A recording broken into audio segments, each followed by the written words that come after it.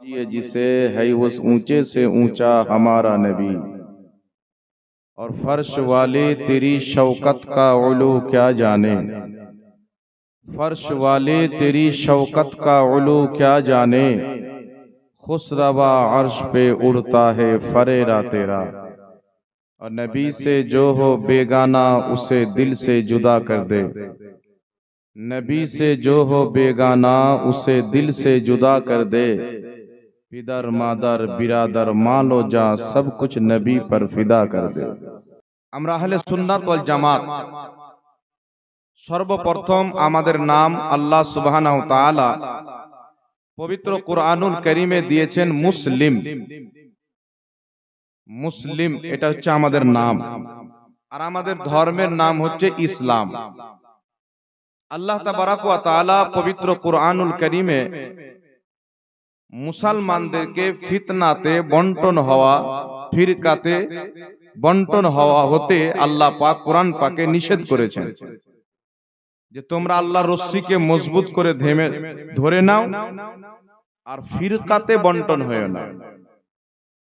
তো বিরাদির ইসলাম, আল্লাহ তাবারাক ওয়া তাআলা ইসলাম ধর্মের মধ্যে মুসলমানদেরকে ফিরকাতে বন্টন হতে নিষেধ করেছেন, কিন্তু মানুষ ফিরকাতে বন্টন হচ্ছে, হবে।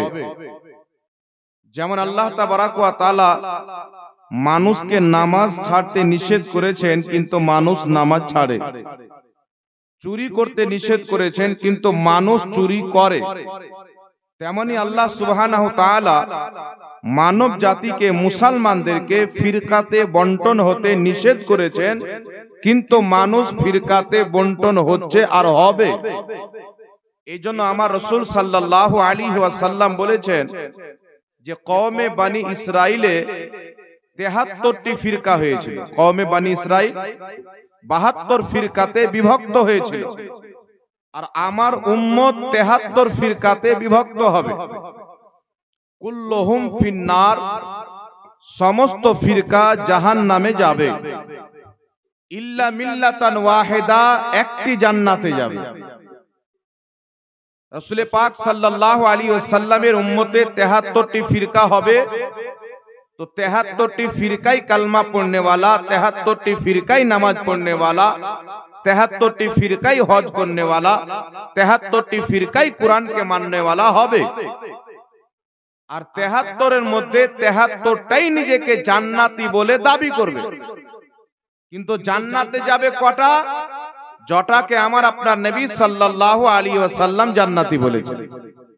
রাসূল পাক সাল্লাল্লাহু আলাইহি ওয়াসাল্লাম বলেছেন একটি জামাত জান্নাতে যাবে, মা আনা আলাইহি ওয়া আসহাবি, যে আমার সাহাবীর তরিকাতে চলবে তারাই হবে জান্নাতি। যাদের আকীদা নবী সাহাবীর মতো হবে, যাদের ইসলাম নবী সাহাবীর মতো হবে, যাদের বিশ্বাস নবী এবং সাহাবীর মতো হবে, তারাই হবে জান্নাতি।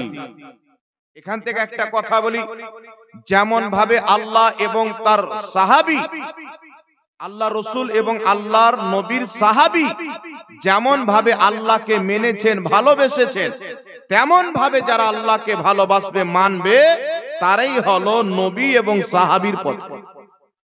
আর যেমন ভাবে সাহাবী এবং তাবেঈ রাসূল পাক সাল্লাল্লাহু আলাইহি ওয়াসাল্লামকে মহব্বত করেছেন, তেমন ভাবে যারা নবীকে ভালোবাসবে, মহব্বত করবে, তারাই হবে জান্নাতি। আর কেউ যদি নিজেকে শুধু মুসলমান বলে, নামাজ রোজা হজ যাকাত ধরে বসে থাকে, মাদ্রাসা চালায়, ইউনিভার্সিটি চালায়, কিন্তু তার অন্তরে রাসূল পাকের আদব সেই মতো যদি না হয়, যেই মতন আবু বকর সিদ্দিকের মধ্যে ছিল, যেই মতন মাওলা আলীর মধ্যে ছিল, যেই মতন বাগদাদের গৌসে আজমের মধ্যে ছিল, যেই মতন খাজা মঈনুদ্দিন চিশতির মধ্যে ছিল, যেই মতন নবী মুস্তাফার প্রেম ফারুকে আজমের মধ্যে ছিল, প্রত্যেকটা সাহাবার মধ্যে ছিল, সেই মতন নবীর প্রেম, নবী মুস্তাফার আদব যদি কোন ব্যক্তির মধ্যে না থাকে, সেই ব্যক্তি কোনদিন জান্নাতি জামাতে অন্তর্ভুক্ত হতে পারে। সাহাবায়ে কেরাম কেমন করে রাসূল পাককে মহব্বত করতেন? রাসূলুল্লাহ সাল্লাল্লাহু আলাইহি সাল্লাম এবং সাহাবী আল্লাহকে কেমন করে মোহাব্বত করতেন, এই জিনিসগুলি আমাদেরকে জানতে হবে।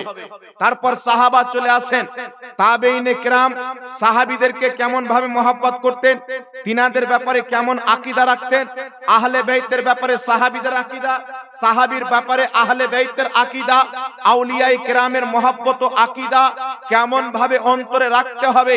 যদি এইগুলো আমরা জেনে নিই পৃথিবীর মুসলমান, আর সাহাবায়ে কিরাম কেমন ভাবে আপনার রাসূলে পাককে মোহাব্বত করতেন, খোদার ইজ্জতের কসম খেয়ে বলি, যেমন মোহাব্বত সাহাবায়ে কিরাম মুহাম্মদ রাসূলুল্লাহকে করেছেন, কায়নাতের কোন মুসলমান তেমন মোহাব্বত নবী মুস্তাফাকে করতে পারে না।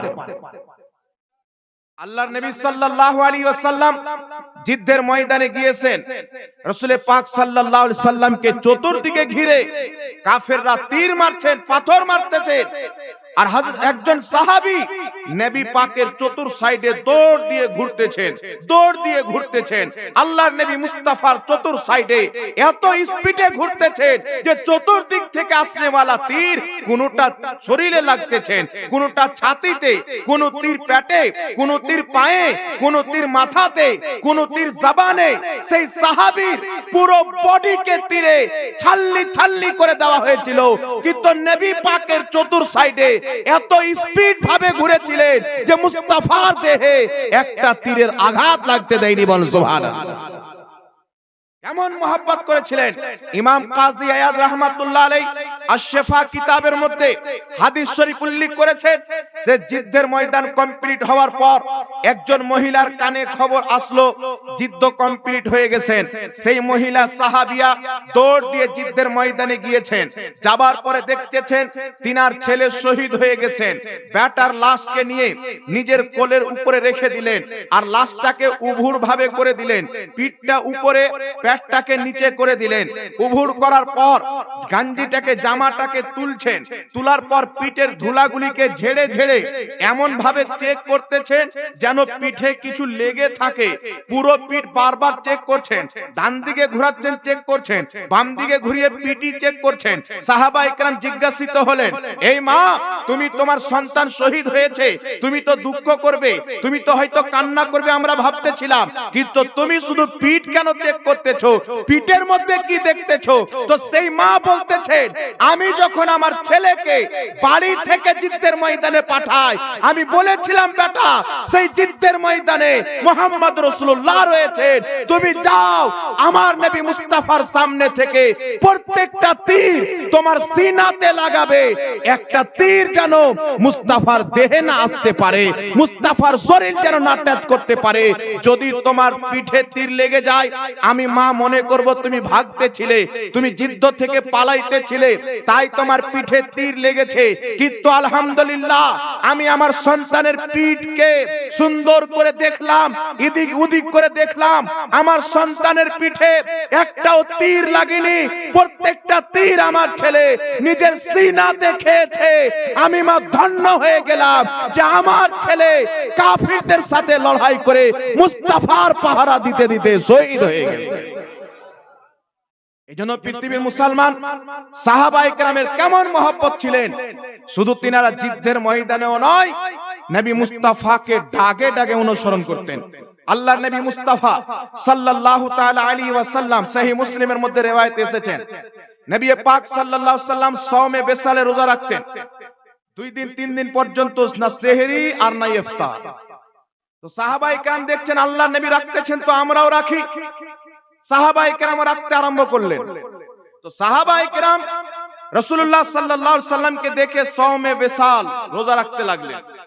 2 দিন 3 দিন হয়ে যায়, সাহাবায়ে কেরাম সহ্য না করতে পেরে বেহুশের মতন অবস্থায়, কেউ আপনার খাম্বাতে লেগে আছেন পিলারে, কেউ আপনার দাঁড়ানে, কেউ করে মাথায় পানি ঢালা হচ্ছে, অবস্থা খারাপ। আল্লাহর নবী দেখে বলছেন, সাহাবী এইরকম কেন অবস্থা? তো সাহাবী বলছেন, ইয়া রাসূলুল্লাহ, আপনি সাওমে বেসালে রোজা রাখতেছেন, আপনাকে দেখে আমরাও বললাম রাসূলে পাক রাখতেছেন, তো আমরাও রাখি। তো আল্লাহর নবী উত্তরে বলছেন, আইয়ুকুম মিসলি, তোমরা কে আছো আমার মতো? আবিতু ইনদা রাব্বি তুইমুনি ওয়া ইয়াসকিনি, আমি রাত্রি আমার আল্লাহর কাছে কাটাই, আমার আল্লাহ আমাকে খাওয়ায়, আমার আল্লাহ আমাকে পান করায়। এই পৃথিবীর মুসলমান সওমে বিসালে রোজা আমার আপনার মতো লোক যদি রাখে মওত পর্যন্ত হয়ে যেতে পারে, তবুও সাহাবায়ে কেরাম দাগে দাগে আমার নবী মুস্তাফাকে ফলো করে চলেছেন। বলুন সুবহানাল্লাহ। কত রকম সাহাবায়ে কেরামের কুরবানি, কত রকম সাহাবায়ে কেরামের মহব্বত। পৃথিবীর মুসলমান এই রাসূলের মহব্বতে সাহাবায়ে কেরাম বাপকে পর্যন্ত যুদ্ধের ময়দানে হত্যা করেছেন নবীর বিপক্ষে আসার কারণে। এত প্রেম এত মহব্বত রাসূলের পাককে করতেন। সহিহ বুখারীর মধ্যে হাদিস, একজন সাহাবী আসলেন, ইয়া রাসূলুল্লাহ, ইয়া হাবিবাল্লাহ, আমি বেশি রোজা রাখিনি, আমি বেশি নামাজও পড়িনি, তো কিয়ামতের ব্যাপারে একটু আমাকে বলেন। রাসূলের পাক বলেন, তুমি কিয়ামতের জন্য কি করেছো? বলছেন, না নামাজ পড়েছি বেশি, না রোজা রেখেছি, কিন্তু আল্লাহ আল্লাহ রাসূলকে ভালোবাসি। ইয়া রাসূলুল্লাহ, আমি বেশি নামাজও পড়তে পারিনি, রোজাও রাখতে পারিনি, তবে আমি আল্লাহ আল্লাহ রাসূলকে ভালোবাসি। আমার নবী উত্তরে বলতেছে যে দুনিয়াতে যাকে মহব্বত করবে কিয়ামতের ময়দানে তার সঙ্গী হবে। বলুন সুবহানাল্লাহ। এইজন্য পৃথিবীর মুসলমান রাসূলকে মহব্বত করেন সাহাবার মতন। আজ বর্তমান জামানাতে এমন মানুষের অবস্থা হয়ে গেছে, যেই ব্যক্তি দেখতে পাওয়া যাচ্ছে যে আল্লাহর নবীর বেয়াদবি করছেন, আমরা সেই ব্যক্তির সাথে রিশতেদারি করি, আমরা সেই ব্যক্তিকে মুসলমান মনে করি, সেই ব্যক্তির আবার অনেক লোক বক্তব্য শ্রবণ করে। পৃথিবীর মুসলমান যেমন আপনার এলাকাতে, আপনার গ্রামে, পাড়া প্রতিবেশীর সাথে যদি আপনার ঝগড়া হয়ে যায়, আলাপ হয়ে আপনার লড়াই হয়ে যায়, বা জোরে কথাবার্তা হয়ে যায়, তার সাথে সম্পর্ক বিচ্ছেদ করে দেন। আপনি তার বাড়ি যান না, সে আপনার বাড়ি আসে না, তাকে দেখলে আপনি সালাম দেন না, সে সালাম দিলে হয়তো আপনি উত্তর দেন না। এই পৃথিবীর মুসলমান যদি আপনার এই ইজ্জত হয়, কেউ যদি আপনাকে গালি দেয়, তার সাথে আপনার সম্পর্ক কেটে দেন, তাহলে যেই ব্যক্তি মুহাম্মদ রাসূলুল্লাহর মতন জাতের ব্যাপারে কটূক্তি করবে, কখনো তিনার জ্ঞানের প্রতি হামলা, কখনো তিনার সৃষ্টির প্রতি হামলা, কখনো তিনার অস্তিত্বের প্রতি হামলা, কখনো তিনার শানের প্রতি হামলা, কখনো তিনার সাহাবের প্রতি হামলা। আরে আপনাকে গালি দিলে আপনি সম্পর্ক নষ্ট করে দেন, সালাম কালাম বন্ধ করে দেন। আপনার নবীকে যারা গালি দেয় তাদেরকে সালাম কালাম করা কি করে বৈধ হতে পারে? সুবহানাল্লাহ, সুবহানাল্লাহ। বলেন, মুসলমান আপনাকে গালি দিলে আপনি তাকে সালাম দেওয়া বন্ধ করে দেন, তাহলে রাসূল পাকের বেয়াদবি যদি করা হয়, সেই ব্যক্তিকে না আমি সালাম করতে পারি, না সেই ব্যক্তিকে মুসাফা করতে পারি, না তার পিছে নামাজ পড়তে পারি। একটি কথা মনে রাখবেন, 90 কোটি বছর ইবাদত করনেওয়ালা ইবলিস যখন আল্লাহ হুকুম করলেন আদমকে সিজদা করো, যখন আদমকে সাজদা করলো না, মহান রব্বুল আলামিন সেই ইবলিসকে নিজের দরবার থেকে তাড়িয়ে দিয়ে পৃথিবীবাসীকে কুরআন পাকে একটি বার্তা দিয়েছেন যে जो नबी का नहीं वो खुदा का नहीं। बेशक सुभान अल्लाह। नारे तकबीर, नारे तकबीर, नारे रिसालत, नारे हैदरी। उलमाए अहले सुन्नत, उलमाए अहले सुन्नत, मसला के आला हजरत, मसला के आला हजरत। नारे तकबीर, नारे रिसालत। 90 কোটি বছরের সিজদাকারী ইবাদতকারী, যার প্রত্যেকটা ইবাদত কবুল, ফেরেশতাকে পড়ানে वाला, আরশের তাওয়াফ করনে वाला, আল্লাহর এত বড় মাকবুল বান্দা ছিল, কিন্তু সামান্য কি আদমকে সিজদা করলো না, তো আল্লাহ তাবারাক ওয়া তাআলা দরবার থেকে তাড়িয়ে দিয়ে 90 কোটি বছরের কবুল ইবাদতকে ধ্বংস করে কিয়ামত পর্যন্ত তাকে শয়তান বলে আখ্যায়িত করলেন। আর কিয়ামত পর্যন্ত তার প্রতি পৃথিবীর মানুষ অভিশাপ করেন, কারণ হচ্ছে আদমের সামনে ঝুঁকলো না। তো মনে রাখবেন পৃথিবীর মুসলমান, চেহারাতে দাড়ি যতই বড় হোক, মাথায় টুপি যত বড় হোক, নামাজ ইবাদত যতই হোক, রোজা হজ যতই হোক, বুখারী মুখস্থ হোক আর মুসলিম মুখস্থ হোক, যদি তার অন্তরে মুহাম্মদ রাসূলুল্লাহর পরিপূর্ণ আদব না থাকে, মুসলমান কিয়ামতের সকাল পর্যন্ত হতে পারে না। সুবহানাল্লাহ, সুবহানাল্লাহ। মুসলমান ওই ব্যক্তির নাম যার অন্তরে হুব্বে রাসূল এবং আদাবে রাসূল হবে। একটু জোরে হবে না সুবহানাল্লাহ? সুবহানাল্লাহ। এবার চলে আসেন পৃথিবীর মুসলমান সাহাবায়ে কেরাম কত রকম করে রাসূলের পাককে মহব্বত করেছেন। হাদিস তো অনেক আছে, একটু আপনাকে বলে দিই। আমার নবীর ইন্তিকালের পর বা নবী মুস্তাফার যুগে যদি কোনো ব্যক্তি রাসূলের পাকের বেয়াদবি করত, তাহলে সাহাবায়ে কেরাম তার সাথে কি অবস্থা করত? সাহাবায়ে কেরাম তার সাথে কি অবস্থা করত? বর্তমান জামানাতে পৃথিবীর মুসলমান মানুষের তৈরি করা আকীদা মৌলবীরা প্রচার করে। বর্তমান জামানাতে ইংরেজদের দেওয়া আকীদা মৌলবীরা প্রচার করে, খ্রিস্টানদের দেওয়া আকীদা মুসলমান মানুষরা প্রচার করে মৌলবী নামে, মুসলিম নামে। আপনি চিন্তা করেন, আমি একজন মুসলমান, আমি যদি একটা ভালো কিতাব লিখি ইসলামের ব্যাপারে, তো আমার কিতাবকে ইহুদিরা প্রচার করবে না। কথা বুঝতে পেরেছেন কি পারেননি বাবা? আহলে সুন্নাত ওয়াল জামাতের মুজাদ্দিদ ইমাম আহলে সুন্নাত আলা হযরত 1000 চাইতে বেশি কিতাব লিখেছেন, কিন্তু তিনার একটা কিতাব কোন ইংরেজ প্রচার করেনি। কিন্তু ইংরেজদের জামানাতে ইসমাইল দেহলভি তাকওয়াতুল ঈমান লিখেছে। ইংরেজরা ইংরেজি ভাষায় ট্রান্সলেশন করে গোটা ভারতের মাটিতে তারা ফ্রিতে বন্টন করেছে। তাদের বন্টন করার উদ্দেশ্য কি? এই কিতাব পড়ে মানুষের মধ্যে আগুন লাগবে, এই কিতাব পড়ে মুসলমানদের ঘরে দ্বন্দ্ব হবে, গ্রামে দ্বন্দ্ব হবে, এলাকাতে দ্বন্দ্ব হবে। আজ পৃথিবীর মুসলমান মার্কেটে কিছু লোক বেরিয়ে বলতেছে আমরা সহি হাদিস মাননেওয়ালা, আমরা নবীর কালমা পাঠ করনেওয়ালা, আমাদের দ্বীনে আকীদায় কোনো ভেজাল নাই, কিন্তু তারা নবী মুস্তাফার সুন্নাতকে পর্যন্ত বিদআত বলে আখ্যায়িত করে, নবীর সুন্নাতকে শিরক বলে আখ্যায়িত করে। এই জন্য পৃথিবীর মুসলমান এই বর্তমান জামানাতে জান্নাতি দল বেশি দূর খুঁজতে যেতে হবে না, যার অন্তরে রাসূলুল্লাহর আদব হবে সেই ব্যক্তি জান্নাতি হবে। সুবহানাল্লাহ, সুবহানাল্লাহ।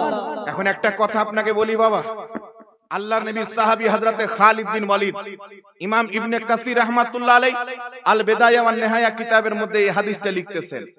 হযরতে খালিদ বিন ওয়ালিদ রাদিয়াল্লাহু তাআলা আনহু জিদ্দের ময়দানে ছিলেন। এই হযরতে খালিদ বিন ওয়ালিদ, ইনার টাইটেল হচ্ছে কি? সাইফুল্লাহ।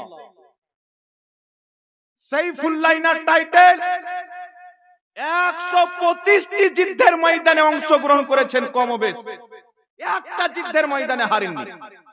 ইমাম যাহাবী রাহমাতুল্লাহ আলাইহি সিয়ার আলামিন নুবালায় লিখছেন, তিনাকে জিজ্ঞাসা করা হলো আপনি এতগুলো যুদ্ধের ময়দান লড়াই করলেন, 100 কম বেশি, একটাও যুদ্ধের ময়দানে হারলেন না, কারণটা কি? তো খালিদ বিন ওয়ালিদ বলতেছেন, এতে আমার কোনো কামাল নাই, আমার মাথায় যে টুপি রয়েছে এই টুপিতে মুহাম্মদ রাসূলুল্লাহর চুল সেলাই করা রয়েছে, মুস্তাফার চুলের বরকতে যেই যুদ্ধের ময়দানে যায় নবীর চুলের ওসিলাতে প্রত্যেক যুদ্ধের ময়দানে খোদা আমাকে বিজয় দান করে। সুবহানাল্লাহ, সুবহানাল্লাহ। সাহাবা ইকরামের কি আকীদা ছিলেন? এই খালিদ বিন ওয়ালিদ কোথায় আছেন? রোম দেশের দিকে আছেন। একজন ব্যক্তি যাকাত দিচ্ছে না, চেহারাতে দাড়ি আছে, মাথায় টুপি আছে, নামাজ পড়ে কিন্তু যাকাত দেয়। হযরতে খালিদ বিন ওয়ালিদ জিজ্ঞাসা করছেন তুমি যাকাত কেন দাও না? তো সেই নামধারী মুসলিমটা উত্তরে বলছে নামাজি ছিল। বর্তমান জামানাতে কিছু মুসলমান যেমন বেরিয়েছে, এরা আবার নাম জাকির নাই দেখলে মনে করে বড় মুসলমান। আব্দুর রহমান নাম বলে দিলে মুসলমান। বেটার সঙ্গে যদি বিয়ে দেখতে আসে বাড়িতে রিশতেদারি, আব্দুল গাফফার নাম বলে দিল, বললো তুমি মুসলিম? যে হ্যাঁ। ওর আকীদাতে গোবর থাক আর পচা আলু থাক, ও কাদিয়ানি হোক আর শিয়া হোক। আমাদের সমাজের লোক এটা দেখে না যে আমার নবীর ব্যাপারে ধারণা কি। এই দুনিয়াতে আপনি বেশি দিন থাকতে আসেননি, আর আপনার এত আমল ও ঈমানও শক্ত নাই যে নিজের বলে আপনি জান্নাতে যাবেন। কসম খোদার, কিয়ামতের ময়দানে যদি আমি আপনি জান্নাতে যেতে পারি, মুহাম্মদ রাসূলুল্লাহর সুপারিশে জান্নাতে যাব। সুবহানাল্লাহ, সুবহানাল্লাহ। নবী যদি সুপারিশ না করে তো কোথায় যাবেন? কোথায়? 1,24,000 পয়গম্বর সবাই বলবেন ইযহাবু ইলা গায়রি, অন্য দরবারে যাও। সবাই বলবেন ইযহাবু ইলা গায়রি। প্রত্যেক নবী কিয়ামতের ময়দানে নাফসি নাফসি করবেন, খোদা রাজি হয়ে যাও, খোদা রাজি হয়ে যাও। শেষ ফাইনাল পরীক্ষা ওই কিয়ামতের ময়দানে কে কাজে আসবে বাবা? যাদের কথা শুনে কিছু লোক নবীর প্রতি সালাম পড়া বন্ধ করে দেয়, নবী পাককে নূর মানা বন্ধ করে দেয়, বলছেন নবী গায়েব জানে না। আরে পৃথিবীতে নবী যদি গায়েব না জানে তো কে গায়েব জানতে পারে? যাদের কথা শুনে আমরা আকীদা খারাপ করে নি, নবীর দিবস পালন করা যাবে না।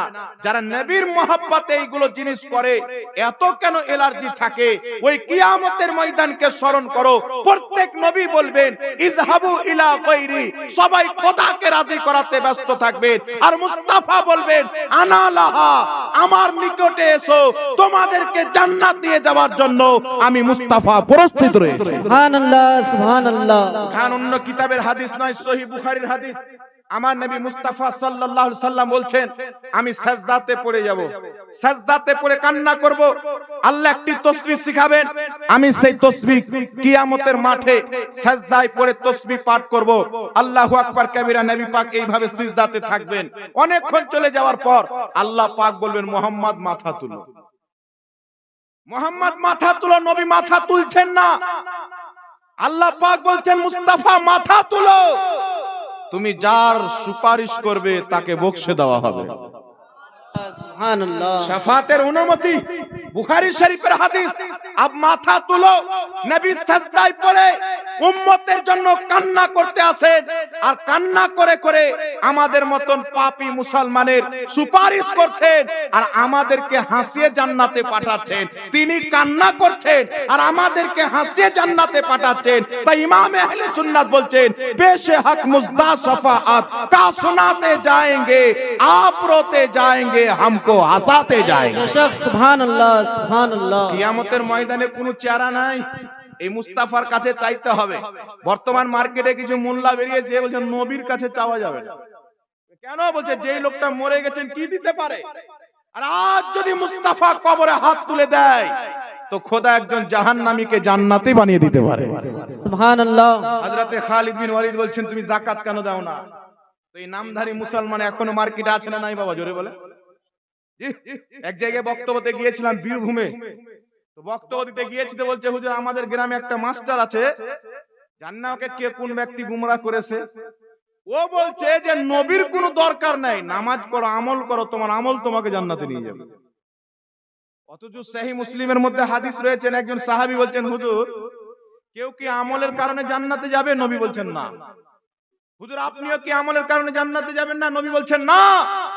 আল্লাহর রহমতে, আল্লাহর ফজলে জান্নাতে যাবেন। আল্লাহর রহমত কে? আল্লাহর ফজল কি? আল্লাহর রহমত, আল্লাহর ফজল হচ্ছে মান ইউতির রাসূলা ফাকাদ আতা আল্লাহ। মুস্তাফার গোলামি করে নাও, খোদার ফজলও পেয়ে যাবে, খোদার রহমতও পেয়ে যাবে। বেশক সুবহানাল্লাহ সুবহানাল্লাহ। হযরতে খালিদ বিন ওয়ালিদ রাদিয়াল্লাহু তাআলা আনহু বলছেন যাকাত কেন দাও না? তো লোকটি বলছে যে তোমাদের নবী। চিন্তা করেন, চেহারাতে দাঁড়িয়ে আছে। এখন দেখবেন বাংলাদেশে একটা মৌলবি আছে, বলছেন যেই নবী গায়েব জানে ওই নবীকে তালাক দিলাম, যেই নবী নূরের তৈরি ওই নবীকে তালাক দিলাম। চিন্তা করেন বাবা, তাহলে ও কোন নবীকে মানে? ডোনাল্ড ট্রাম্পের গোষ্ঠীর লোককে নবী মানে। ফান্ডিং তো ওখান থেকে আসে। আর আমার নবীর গায়েবের কথা বলো, বুখারী মুসলিমের হাদিস সাক্ষী রয়েছে। কার কবরে আযাব হচ্ছে মুস্তাফা সেটাও জানে, কি কারণে আযাব হচ্ছে মুস্তাফা সেটাও জানে। বুখারীতে হাদিস, নবী পাক জমিনে থাকলে সাত আসমানের উপর দেখতে পারে, নবী পাক জমিনে থাকলে সাত তবক জমিনের নিচে কার আজ আওয়াজ শব্দ শুনতে পায়, মুস্তাফা আসমানের জিকির করা আওয়াজ নিজের কানে শুনতে পায়। তুমি শুধু গায়েবের খবর বলো, আরে কত লোক জান্নাতে যাবে, কত লোক জাহান্নামে যাবে, কিয়ামত পর্যন্ত মুস্তাফা তাদেরও নাম জানে, তাদের বাবারও নাম জানে, তাদের খানদানেরও নাম জানে। বলছো সুবহানাল্লাহ সুবহানাল্লাহ। হযরতে খালিদ বিন ওয়ালিদ রাদিয়াল্লাহু তাআলা আনহু বলতেছেন, কি বলতেছেন বাবা? তোমার যাকাত কেন দাও না? তো লোকটা উত্তরে কি বলছেন জানেন? যে তোমাদের নবী। এ বলে কিছু বলতো একটা, যেমনই বলেছে তোমাদের নবী, হযরতে খালিদ বিন ওয়ালিদ তলোয়ার বের করে গর্দান মেরে দিলেন। তলোয়ার বের করে গর্দান মেরে দিলেন। মোহাব্বত দেখেন। আর চা খাওয়া বদ আকীদাতের পাশে বসে চা খাওয়া থেকে বেঁচে থাকে। খালিদ বিন ওয়ালিদ তলোয়ার বের করে গর্দান মেরে দিলেন। গর্দান মারার পর হযরতে খালিদ বিন ওয়ালিদের যে হত্যা করলেন, লোক তো জানতো লোকটা মুসলমান, নামাজ পড়তো, যুদ্ধের ময়দানেও যেত, চেহারাতে দাড়ি ছিল, নবী মুস্তাফার মতো পোশাক পরতো, নামও মুসলিম নামের নাম ছিল। খালিদ বিন ওয়ালিদ তাকে কতল করে দিলেন, হত্যা করে দিলেন। চতুর্দিকে খবর চলে গেল খালিদ বিন ওয়ালিদ রাদিয়াল্লাহু তাআলা আনহু একজন মুসলমানকে হত্যা করেছে। চতুর্দিকে খবর চলে গেল। তখন হযরতে আবু বকর সিদ্দিক রাদিয়াল্লাহু তাআলা আনহু নবী মুস্তাফার প্রথম খলিফা, তিনি নবী মুস্তাফার খেলাফতের মাসনাদে কুরসিতে চেয়ারে বসেছিলেন।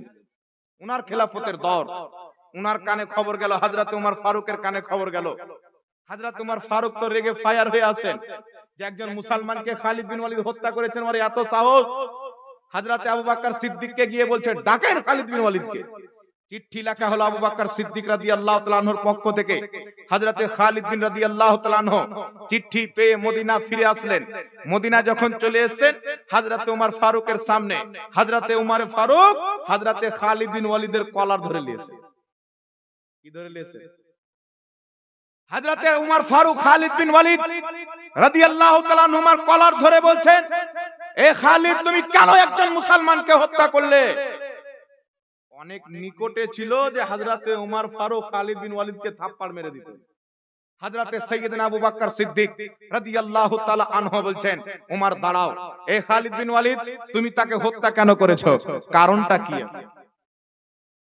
কেন হত্যা করেছো? কারণ কি? তো হযরতে খালিদ বিন ওয়ালিদ বলছেন যে সে আমাকে বলছে তোমাদের নবী। তো যেই ব্যক্তি তোমাদের নবী বলেছে, তো আমি বুঝে নিলাম নবী আমাদের, তার নবী নাই। তাই নবী মাননেওয়ালার ভং করতেছিল, আমি তাই তাকে কতল করে দিয়েছি। আমরাও নবী মানে এটা ঢং করতেছিল, মিথ্যাই করতেছিল। আমাকে বলছে তোমাদের নবী, ও তো বলতে পারতো আমাদের রাসূল বা আমাদের নবী। যখন তোমাদের নবী বলেছে আমি তাকে বেয়াদব মনে করে কতল করে দিয়েছি। কারণ কোন মুসলমান তোমাদের নবী বলতে পারে না। যেই ব্যক্তি মুসলমান হবে সে বলবে আমাদের নবী। হযরতে আবু বকর সিদ্দিক রাদিয়াল্লাহু তাআলা আনহু কি বলতেছেন? বলছে, হ্যাঁ, তোমাদের নবী বলেছে, তুমি তাকে হত্যা করে ঠিক করেছো। নবী পাকের খলিফা আমিরুল মুমিনিন হযরতে আবু বকর সিদ্দিক বলছেন, ঠিক করেছো। এই পৃথিবীর মুসলমান এখন তো আমরা এটাই বিচার করতে পারলাম না, যেই ব্যক্তি লিখছে নবী গায়েব জানে না, যেই ব্যক্তি বলছে নবী গায়েব জানে না, সেটা নবীর বেয়াদবি হলো কি হলো না? যেই বলছেন নবীকে পিঠ পিছনের খবর ছিল না, সেটা নবীর বেয়াদবি হলো কি হলো না? যে বলছে রাসূলের সম্মান বড় ভাইয়ের মতো করতে হবে, এটা কি আপনার নবীর তাওহীন হলো কি হলো না? কিন্তু সাহাবার দরবারে, সাহাবীর আদালতে এটা চলতো না। চুল পরিমাণে যদি মুস্তাফার বেয়াদবি করত, সঙ্গে সঙ্গে তাকে কতল করে সাহাবায়ে কেরাম পৃথিবীকে মেসেজ দিয়েছেন, দুনিয়াকে আল্লাহ পাক মুস্তাফার জন্য সৃষ্টি করেছেন, দুনিয়াতে তারাই বসবাস করবে যারা মুস্তাফার সচ্চা পাক্কা গোলাম হবে। আর যে বেয়াদবি করবে, আর দুনিয়াতে কি আছে? দুনিয়া খোদার, আর দুনিয়ার মালিক আল্লাহর মুস্তাফাকে বানিয়েছেন। উঠান সহিহ বুখারী, রাসূল পাক বলছেন, ইন্নী মাফাতিহু খাজাইনিল আরদ, নিশ্চয় আল্লাহ পাক জমিনের খাজানার চাবি, সমস্ত খাজানার চাবি আমি মুস্তাফাকে দিয়েছেন। এই পৃথিবী মুসলমান খালিকে কুল ने उसे मालिके कुल बनाया। এজন্য আমরা বলি, मैं तो मालिक ही कहूंगा कि हो मालिक के हबीब, यानी महबूब व मुहिब में नहीं मेरा तेरा। জি, আল্লাহ মালিক, নবীও মালিক। আল্লাহ সমগ্র জগতের নিজে থেকে মালিক, মুস্তাফা আল্লাহর বানাতে মালিক। এই বাড়ির মালিক আল্লাহ, আল্লাহর বানাতে এই বাড়ির ওয়ালাও বাড়ির মালিক। কিন্তু এরা কি ফতোয়া দিচ্ছে? নবী কিছু দিতে পারে না, নবীর কাছে চাওয়া যাবে না, নবীকে কোনো ভালো মন্দর অধিকার দেওয়া হয়নি, নবী কোনো জিনিসের শক্তি রাখে না, নবী মুস্তাফার কোনো পাওয়ার নাই। এই জন্য পৃথিবীর মুসলমান আমার আলা হযরত বলতেছেন, সূরজ উল্টে পাঁও পাল্টে, চাঁদ ইশারে সে হো চাক, अंधे नजदी देख ले कुदरत রাসূলুল্লাহ। বেশক সুবহানাল্লাহ, সুবহানাল্লাহ। আমার নবী ইশারা করলে সূর্য ফিরে চলে আসে, আমার নবী ইশারা করলে চাঁদ দুই টুকরা হয়ে যায়। এই অন্ধ নজদিরা আমার নবীর এই শক্তি কুদরতকে দেখে বুঝার চেষ্টা করো, নবীর হুকুমত শুধু জমিনে নয়, আসমানের চাঁদেও চলে, আর কাল কিয়ামতের ময়দানেও মুহাম্মদ রাসূলুল্লাহর হুকুমত চলবে। নারে তাকবীর, নারে রিসালাত, নারে হায়দারি, মাসলাকে আলা হযরত মাসলাকে আলা হযরত উলামা আহলে সুন্নাত নারে তাকবীর। এইজন্য পৃথিবীর মুসলমান আমরা নবী মুস্তাফার আদব করব সাহাবার মতো, না কি বলেন? আমরা নবী পাকের আদব করব সাহাবার মতো। কোন জায়গাতে যদি ইসলামিক শাসন লাগু থাকে, শরীয়তের কানুন লাগু থাকে, তাহলে সেই দেশের মাসলা হচ্ছে মান সাব্বা নবিয়ান ফাকতুলু। কেউ যদি রাসূল পাকের বেয়াদবি করে তাকে হত্যা করো।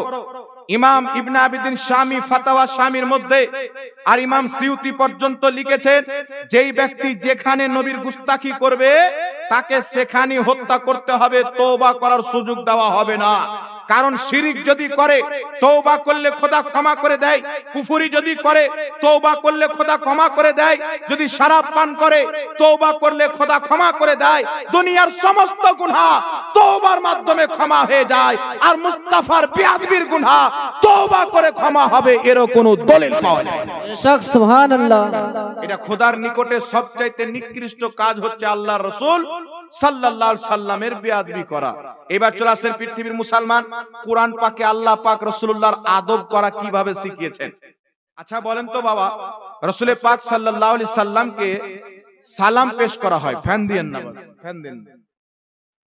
রাসূল পাক সাল্লাল্লাহু আলাইহি সাল্লামকে কুরআন পাকে আল্লাহ পাক সালাম পেশ করতে বলেছেন। তো আমরা দুরূদ ও সালাম পাঠ করি কি করি না বাবা? আমরা আহলে সুন্নাত ওয়াল জামাত আমাদের নিকটে বসে পাঠ করেন জায়েজ, শুয়ে পাঠ করেন জায়েজ, দাঁড়িয়ে পাঠ করেন জায়েজ।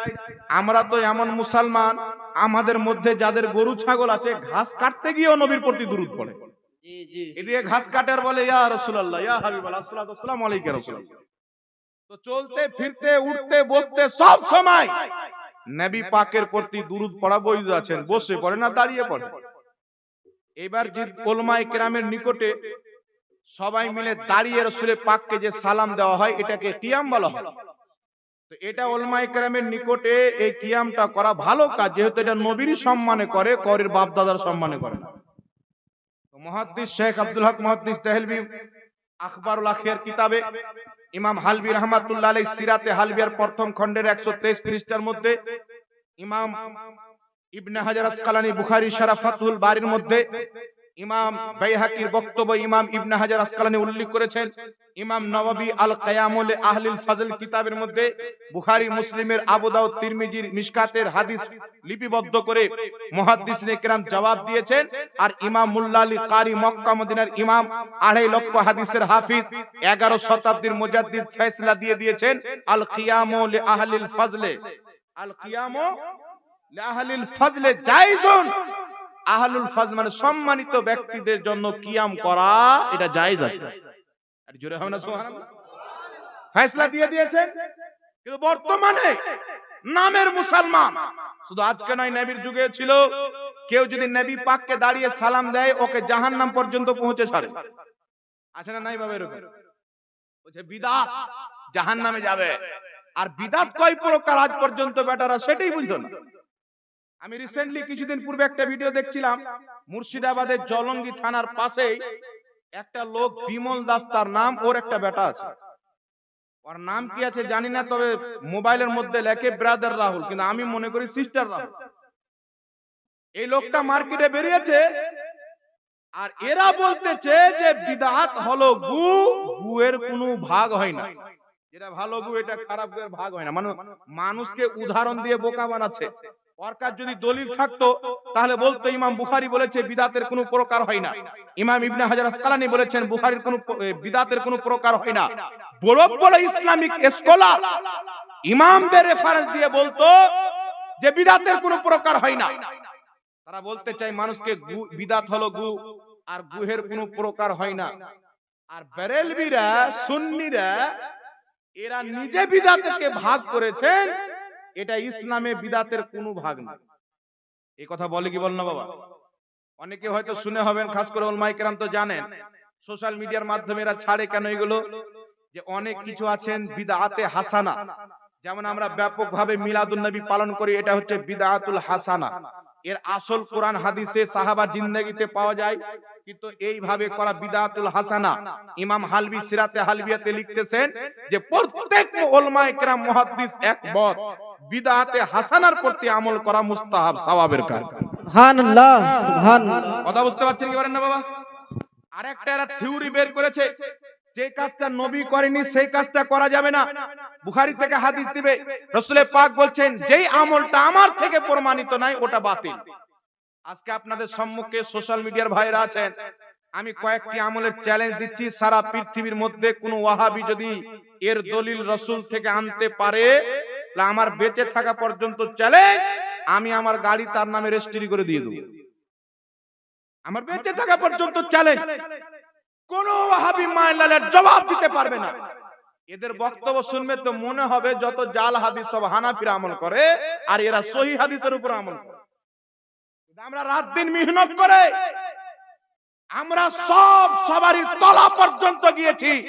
খোদার ইজ্জতের কসম, যদি মুস্তাফার হাদিসকে কেউ সাহাবার মতো করে মানে, তাদের নাম বর্তমানে হচ্ছে সুন্নি মুসলমান। সুবহানাল্লাহ সুবহানাল্লাহ। আর এরা শুধু ব্যবহার করে মানুষকে গুমরা করে। এখন বলছে কি, যেটা নবী থেকে প্রমাণিত নয় ওটাই হচ্ছে বিদআত। বিদআত হলো গুয়ের কোনো প্রকার হয় না। কিন্তু দাজ্জাল কানাকে কে বলবে বেটা পায়খানা যদি ভালো হয় তো বাড়িতে থাকবে, আর খারাপ হয়ে গেলে হসপিটালে যেতে হবে। তাহলে পায়খানারও ভাগ আছে, এ বেটা জানেন না? বলে না যে ওয়াহাবি থাকলে জ্ঞান থাকবে না, জ্ঞান থাকলে ওয়াহাবি থাকবে না। এটা কিন্তু বাস্তব কথা, লিখে নেবেন। পশ্চিম বাংলার বড় মুনাজির বক্তা মুফতি জুবের সাহেব এই কথাটা বারবার বলে, আর আমরা বলে উনার থেকে নকল করেই বলি যে ওয়াহাবি থাকলে জ্ঞান থাকবে না, জ্ঞান থাকলে ওয়াহাবি থাকবে না। এ জানে না যে পায়খানারও ভাগ হয়। ঠিকঠাক যদি হয় বাবা বাড়িতে থাকবে, আর খারাপ যদি হয়ে যায় তাহলে হসপিটালে ভর্তি করতে হবে, ডায়রিয়া হয়ে যাবে, কি বলে? কিন্তু চলে আসেন পৃথিবীর মুসলমান, এরা মানুষকে বলতে চায় নবী যেটা করেনি ওটা করা যাবে না। বলে কি বল না? নবী যেটা করেনি ওটা করা যাবে না। এখন আমি আপনাকে বলতেছি, এদের পিছে যখন আপনি দেখবেন এরা নামাজে জানাজা পড়ে, তো নামাজে জানাজাতে আমরা দোয়া পড়ি, ওরা সূরা ফাতিহা পাঠ করে। করে কি করে না? কিয়ামতের সকাল পর্যন্ত না বুখারী থেকে, না মুসলিম থেকে, না তিরমিজি থেকে, না নাসাই থেকে, পৃথিবীর কোন হাদিসের কিতাব থেকে একটাও সহিহ হাদিস দিতে পারে না যে আমার নবী মুস্তাফা জানাজার মধ্যে সূরা ফাতিহা পাঠ করেছে। পৃথিবীর কোন কিতাবে সহিহ হাদিস নাই। সে যদি আপনাকে বলে সাহাবী পড়েছেন, সাহাবীর যদি দলিল দেয়, তো তার জন্য আমার উত্তর হচ্ছে ফিকহে মুহাম্মাদি লা মাযহাবিদের কিতাব। সেই কিতাবের মধ্যে লিখেছে সাহাবীর কল, সাহাবীর ফেল, অর্থাৎ সাহাবীর বক্তব্য, সাহাবীর কর্ম, এটা ইসলামের দলিল নয়। ওদের নিকটে সাহাবীর আমল দলিল নয়। তাহলে তারা বলছেন নবী করেনি তো করা যাবে না। নবী মুস্তাফা জানাজার নামাজে সূরা ফাতিহা পড়েননি, কোন সহিহ হাদিসের কিতাবে নাই যে তিনি পড়েছেন। তাহলে তারা জানাজার মধ্যে সূরা ফাতিহা পাঠ কেন করে? আমার নবী মুস্তাফা সাল্লাল্লাহু তাআলা আলাইহি ওয়াসাল্লাম ভেতরের নামাজে কুনুতের টাইমে দুই হাত উত্তোলন করে দোয়া করেননি। এই মর্মে পৃথিবীর কোনো হাদিস নাই যে আমার নবী দোয়া করেছেন। তাহলে নবী যখন করেনি, তারা ভেতরের মধ্যে হাত তুলে দোয়া কেন করে? এই পৃথিবীর মুসলমান, আমার আপনার নবী মুস্তাফা পৃথিবীতে কোনদিন গায়বী জানাজার নামাজ পড়েননি। তাহলে আজ লামাযহাবীদের কিতাবে লেখা আছে গায়বী জানাজা পড়া যায়। বাংলাদেশে দিলবার সাইদি ওয়াহাবি মারা গেল, তারা বোর্ড লাগিয়ে লাগিয়ে গায়বী জানাজার নামাজ পড়লো। এখন আপনারা বলেন পৃথিবীর মুসলমান, যেই কাজটা নবী করেনি এদের নিকটে করা যাবে না। আর নবী জানাজার মধ্যে সূরা ফাতিহা পড়েননি, এরা সূরা ফাতিহা পড়ে। নবী গায়বী জানাজা পড়েননি, এরা গায়বী জানাজা পড়ে। নবী মুস্তাফা সাল্লাল্লাহু আলাইহি ওয়াসাল্লাম আপনার কুনুতের টাইমে দুই হাত উত্তোলন করে দোয়া করেননি, এরা দোয়াও করে। তো বুঝা গেল বেটার নিজের ফতোয়ায় নিজের আমল নাই। এ শুধু মানুষকে বোকা বানানোর জন্য বলে, মানুষকে গুমরা করার জন্য এগুলো বলে। আর বলছে বিদাতের প্রকার ভাগ বেরেলভিরা করেছে, হানাফিরা করেছে। পৃথিবীর মুসলমান একে বলে না যে পড়োশির বাড়ি বিয়ে নাই আর পড়োশির ঘুম নাই। বিয়েওয়ালার বিয়ে নাই, পড়োশির বাড়িতে ঘুম নাই। এই পৃথিবীর মুসলমান আহলে হাদিসদের লামাযহাবীদের সবচাইতে বড় ইমাম ইবনে তাইমিয়া মিনহাজুস সুন্নাহ কিতাবে বিদআতকে দুই ভাগে ভাগ করেছেন, ভালো এবং খারাপে। আহলে হাদিসদের গুরু কাজী শাওকানি নাইনুল আওতার কিতাবের মধ্যে বিদআতকে দুই ভাগে ভাগ করেছেন, ভালো এবং খারাপ। আহলে হাদিসদের গুরু ওয়াহিদুজ জামা হাদিয়াতুল মাহদি কিতাবের মধ্যে বিদআতকে দুই ভাগে ভাগ করেছেন, ভালো এবং খারাপ। তো আপনি বলেন, তাদের বড় বড় ইমাম যাদেরকে তারা শাইখুল ইসলাম বলে, যাদেরকে তারা শাইখুল কুল বলে, তারা বলছে বিদআত ভালো হয়, বিদআত খারাপ হয়। যদি কোরআন হাদিসের বিরুদ্ধে আমল যায় তো বিদআত খারাপ হবে, আর যদি কোরআন হাদিস মোতাবেক হয়, নবী সাহাবী না করলেও সেটা ভালো বিদআত হবে। জোরে বল সুবহানাল্লাহ। তাহলে এদেরকে আমি প্রশ্ন করতে চাই, তোমাদের আব্বা ইবনে তাইমিয়াকে কি হানাফি বানিয়ে দিলে? কি বলে? কাজী শাওকানিকে হানাফি বানিয়ে দিলে? হাদিয়াতুল মাহদির লেখক ওয়াহিদুজ জামাকে হানাফি বানিয়ে দিলে? এই সবাই তো গায়র মুকাল্লিদ ছিল, তোমরা বলছো আহলে হাদিস ছিল। এরা বিদআতকে দুই ভাগে ভাগ করেছেন। আর খোদার ইজ্জতের কসম খেয়ে বলি, বিদআতের ব্যাপারে আমাদের যেই ধারণা, এই ধারণা 1450 বছর পূর্বে মুস্তাফার সাহাবার মধ্যে ছিল। বলো সুবহানাল্লাহ, সুবহানাল্লাহ। আর নবী বলেছেন যে আমার সাহাবীর তরিকাতে চলবে সে হবে জান্নাতি। এখন আমার দিকে লক্ষ্য করেন বাবা, বিদআত বিদআত বিদআত আর শিরক, বিদআত বিদআত বিদআত আর শিরক। এরা যে আমাদের প্রতি শিরকের ফতোয়া লাগায়।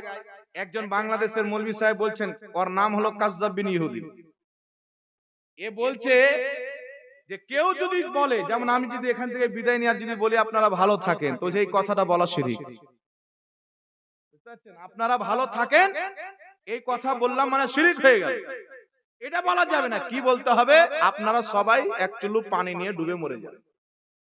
ভালো কথা বলা যদি শিরক হয় তাহলে এটাই বলতে হবে কথা হিসেবে।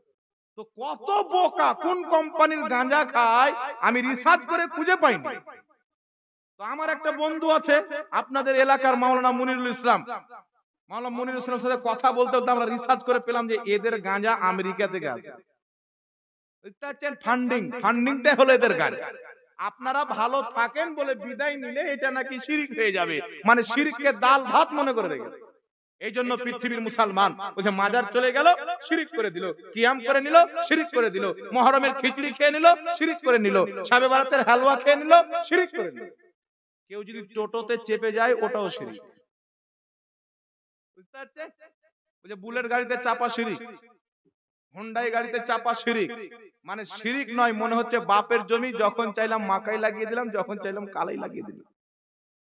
ইসলাম চলবে কোরআন হাদিস দিয়ে, সালফে সালেহিনদের ব্যাখ্যা দিয়ে, কোন নজদি কাটমনসির ব্যাখ্যা দিয়ে ইসলামকে চালানো যাবে না। এবার আমার দিকে শুনেন পৃথিবীর মুসলমান, বিদআত কাকে বলে? আমি আমাদের কিতাব থেকে রেফারেন্স দিব না, সকলের গ্রহণযোগ্য কিতাব থেকে রেফারেন্স দেব যে খারাপ বিদআত কোনটা। ইবনে তাইমিয়া মাজমুল ফাতাওয়ার মধ্যে লিখতেছেন, কোন আমল কেউ যদি চালু করে, সেই আমলের মাধ্যমে যদি সুন্নাত মিটে যায়, সুন্নাত এমন আমল চালু করলো যে সুন্নাতকে মিটিয়ে ওটা কি ফরজ বানিয়ে নিল। সুন্নাত যদি মিটে যায়, কুরআন পাকের কোন আয়াতের যদি খেলাফ হয়, সাহাবায়ে কেরামের ইজমার যদি খেলাফ হয়, ওটাই হবে বিদআত। যেমন 8 রাকাত তারাবি সাহাবায়ে কেরাম পড়েননি, 20 রাকাত তারাবির প্রতি সাহাবায়ে কেরামের ইজমা হয়ে গেছে, তাদের ইজমাকে ভুল বলে 8 রাকাত তারাবির নামাজ পড়া হচ্ছে নিকৃষ্ট বিদআত। সুবহানাল্লাহ। কথা বুঝতে পারছেন? একসঙ্গে কোন ব্যক্তি নিজের স্ত্রীকে যদি 3 তালাক দেয়, এক জায়গাতে এক বৈঠকে এক শব্দে তোকে 3 তালাক, তাহলে 3 তালাকই হবে। এই বিষয়ে উমর ফারুকের জামানায় সমস্ত সাহাবীর ইজমা হয়ে গেছে। এটা ইজমা যারা প্রমাণিত। এখন কেউ যদি বলে যে এক সঙ্গে যদি 3 তালাক দেয় এক বৈঠকে, 1000 তালাক যদি দেয়, তাহলে একটাই তালাক বলে গণ্য হবে। ও আমেরিকান গাঁজাখোর, ও মানুষকে জিনার দিকে ধাবিত করতে চায়। এই জন্য পৃথিবীর মুসলমান, আমি এক জায়গায় বক্তব্যতে বলছিলাম, এই লামাজহামি মৌলবীরা নিজের সমাজের সমস্ত লোককে হারামজাদা বানাতে চায়। তো আমাকে ফোন করে একজন গালি দিচ্ছিল, আমি গালি দিয়ে কোনো লাভ নাই, তোমাদের কিতাব থেকে প্রমাণ হবে যে তোমরা হালালজাদা না হারামজাদা। আমি বলে দিচ্ছি, সৌদি আরবের একটা মুফতি ছিল শেখ উসাইমিন তার নাম, তার একটা লিখিত কিতাব আছে নামাজের ব্যাপারে, এত বড় সাইজের। হাজিরা যখন হজ করতে যায়, বাঙালিদেরকে বাংলা ভাষায়, হিন্দি ভাষীদেরকে হিন্দি ভাষায়, ইংলিশ ভাষীদেরকে ইংলিশ ভাষায় বইটা ফ্রিতে দেয়। সেই কিতাবের মধ্যে লেখা আছে, দুইজন ব্যক্তির বিয়ে হলো, ধরেন যায়েদ এবং খালেদার বিয়ে হলো, যায়েদও মুসলমান, খালেদাও মুসলমান। 7 বছর 8 বছর পর্যন্ত বিয়ে চললো, 3টা 4টা বাচ্চা কাচ্চা হলো, বা বাচ্চা কাচ্চা হলো না, ধরেন বিয়ের 3-4 দিন পরই যদি খালিদ জেনে শুনে যায়েদ যদি নামাজ ছেড়ে দেয় তাহলে বিয়ে তালাক। খালেদা নামাজ পড়ছে, স্ত্রী স্বামী যায়েদ নামাজ ছেড়ে দিল জেনে শুনে, এক ওয়াক্তের বলছে বিয়ে তালাক হয়ে গেল। আর যদি স্বামী নামাজ পড়ে যায়েদ, খালেদা যদি এক ওয়াক্তের নামাজ ছেড়ে দেয় তাহলে বিয়ে তালাক হয়ে গেল। এরকম বক্তা সোশ্যাল মিডিয়াতেও আছে না নাই?